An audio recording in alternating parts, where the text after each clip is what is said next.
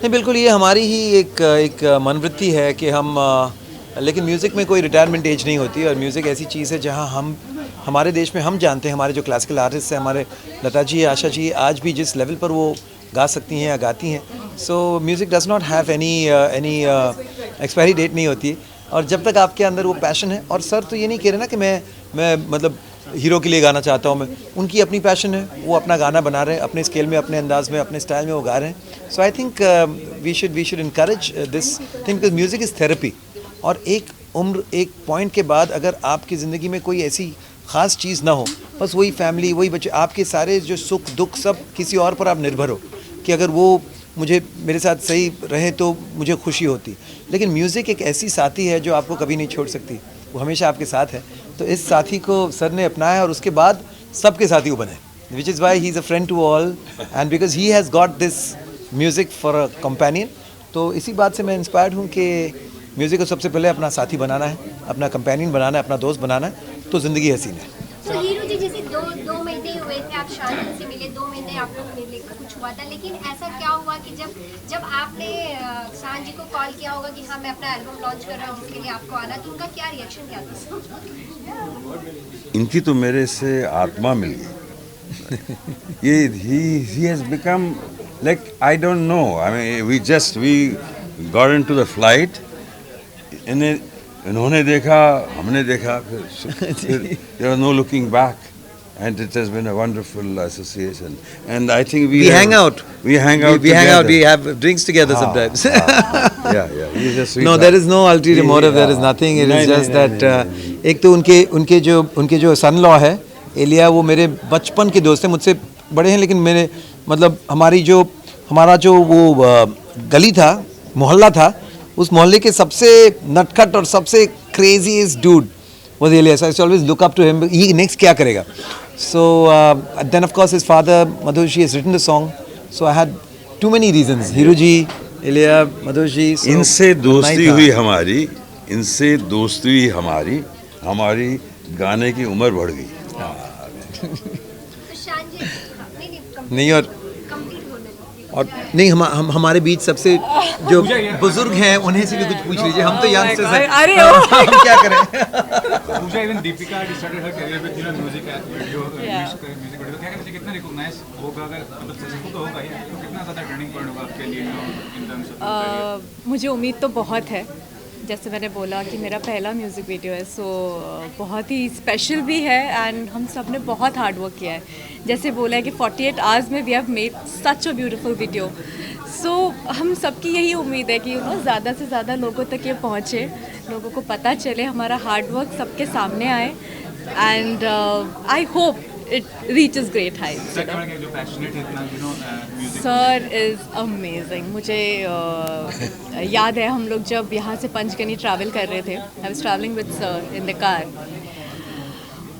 पूरे रास्ते उन्होंने इतना हम लोगों को मोटिवेट किया है with his inspirational talks and everything that he has on YouTube and everything that he puts up every morning. It is so motivational. It just changed, a lot of my thinking as well. मेरा पूरा perspective भी change हुआ है, like at this age, so you're really young, but still at this age to have this thinking, it's phenomenal, it's amazing. मेरी बात सही बात है, सर ने एक बात मुझे कही थी जो बहुत इंटरेस्टिंग बात है, और उस तरह से किसी ने इस बात को नहीं बताई कि हम हमेशा सोचते हैं कि कल क्या होगा, कल हमारी ज़िंदगी में हम कैसे, अगर कुछ हो जाए कैसे जूझेंगे, क्या करेंगे। तो उन्होंने कहा कि आज आपकी ज़िंदगी में जो कुछ हो रहा है ये सिर्फ इसलिए हो रहा है क्योंकि आपने गुजरे हुए कल में आपने जो किया था उसी का ये कॉन्सिक्वेंस है। तो आज को आप इस तरह से जिए, इतने अच्छे से जिए कि ऑटोमेटिकली आपका आने वाला जो कल है वो इसी का कॉन्सिक्वेंस होगा ना। तो जो भी होगा it's all about how you live today. लेकिन अगर आज इस मोमेंट को जीते हुए आप कल के बारे में सोचेंगे और आज को नहीं जिएंगे तो आपका कल क्या खास होगा, आप सोच लीजिए। ये बात उन्होंने इतनी टू द पॉइंट बताए थे, सिर्फ 2 लाइन में, और मुझे इतना मज़ा आया उस बात को सुनकर। Sir, one more thing, sir is financially well off, he is financing जो लोग कैपेबल नहीं होते, the creative people, singer लोग, क्या करना चाहेंगे, प्लेटफॉर्म प्रोवाइड करना चाहिए उनको। आप खुद बहुत कुछ करते हैं, उसके बारे में बताइए क्या करना चाहेंगे। नहीं, वैसे देखिए क्या है कि अब ये जो आपका जो सवाल है इसमें एक it's a 2-pronged kind of a question. अब sir of course like I already said that he is not here to make a career out of music, लेकिन अब जो आप सवाल पूछ रहे हैं कि जिनको करियर बनाना है म्यूज़िक का और उनके पास फाइनेंशियल कनेक्शन नहीं है, तो डेफिनेटली बहुत सारे ज़्यादातर जो करियर्स बने हैं वो मजबूरी भूख में ही बने, क्योंकि तब जाके आप में वो एक डू और डाई वाली स्पिरिट आती है. So it's a different question. You don't connect कि अगर आपको अपना वीडियो आप फाइनेंस नहीं कर सकते तो आप कैसा क्या होगा आपकी जो टैलेंट है, आपकी जो वही आपकी स्ट्रेंथ होगी. आप जहाँ भी गाएंगे लोग आपको सुनेंगे, अगर आपकी आवाज़ वो पसंद करेंगे तो डेफिनेटली सामने से लोग आपको ऑफ़र करेंगे and it happen. I am sure कि यू नो सर्स हियर, मेरी अपनी एक कंपनी है, मेरी बीवी एक कंपनी चलाती है called Happydemic, where we are encouraging a lot of youngsters. अलग अलग दूर दूर छोटे छोटे शहरों से आ रहे हैं. मुंबई में वो यहाँ आके बस जाते हैं, तो we have created a platform where उनको सस्टेनेंस के लिए शोज़ हुआ, म्यूज़िक वीडियोज़ हुआ. वी हैव एक यंग लड़का है मुस्तफ़ा, उसके साथ मैंने वीडियो किया अभी है, मैं सच बोलदा, पंजाबी गाना उसने किया है, बहुत अच्छा किया है.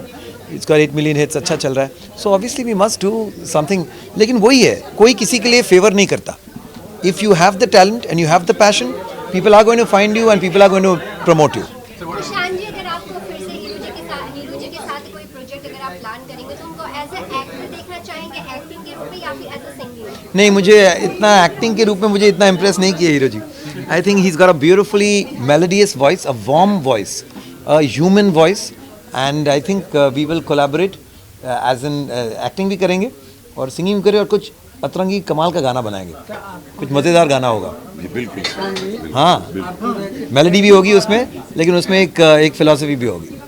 आप खुद एक एस्टेब्लिश प्रोफेशनल और ट्रेंड सिंगर हैं. आपकी नज़र में मिस्टर हीरू थारानी की क्या रेटिंग है? मैं क्लैरिफाई करना चाहता हूँ कि एक्टिंग क्यों इनकी अच्छी नहीं है, क्योंकि is a very natural person. As a singer ये ज़्यादा बनावट नहीं कर पाते हैं, इसलिए अगर वो आता ना तो एक्टिंग बहुत वो वॉक चाल वाल देते हैं, but he is just natural and he is just a person. मैं एक and as a singer he has a very deep beautiful voice. So right. आप रूप से पूछ लीजिए. रूप ने कहा, कई बार कहा कि यार सारा ऐसे कर दो वैसे कर दो. मैंने कहा यार जो मैं हूँ, जो आप देख रहे हैं, मैं वही हूँ. That's me and only me. I don't want to act. I'm just like that. I don't want to act. I'm just like that. कैसा राइम बन गया? अभी बन गया राइम बन गया ना सर. तो ये है साहब, ये जो कह रहे हैं ना सर, कि जो है आज का ही है, आज ही है, वही हमको, यही वक्त है, यही वक्त है. कोई उम्र का तकाजा नहीं, कल का क्या होगा. हम रोज जन्म लेते हैं, रोज जाते हैं, रोज जन्म लेते हैं. चलिए एक दो लाइन गुनगुनाकर खत्म करते हैं. लाइन, हाँ. आने वाला पल जाने वाला है, आने वाला पल जाने वाला है, हो सके तो इसमें जिंदगी बिता दो, पल जो ये जाने वाला है. गुलजार साहब ने लिखा है, यही बात है बस. एनआरसी और सीए को लेकर लीजिए, इस इतना खूबसूरत ये पल हम सेलिब्रेट कर रहे थे, एंजॉय कर रहे थे. बस क्या,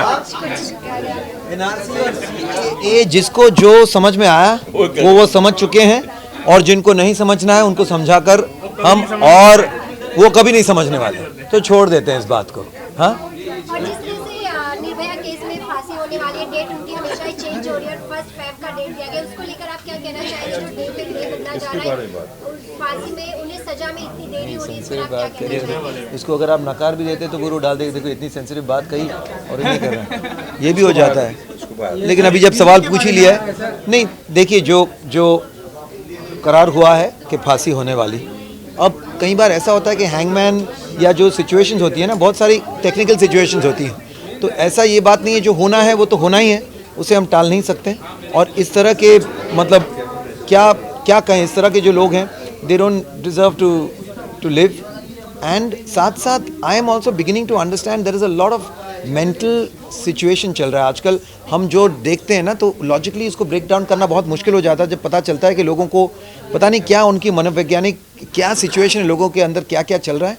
बट हैविंग सेड दैट, जो भी डेट है, जब भी होगा, वो होना है. ऐसा नहीं लगता ऐसे जब केस, ऐसे जब मैटर्स हो, इसमें जितना ही जल्द जल्दी हो सके, लोगों को सजा हो डेफिनेटली बहुत जल्दी रिजल्ट्स आए हैं, बहुत जल्दी सज़ा का करार भी हुआ है।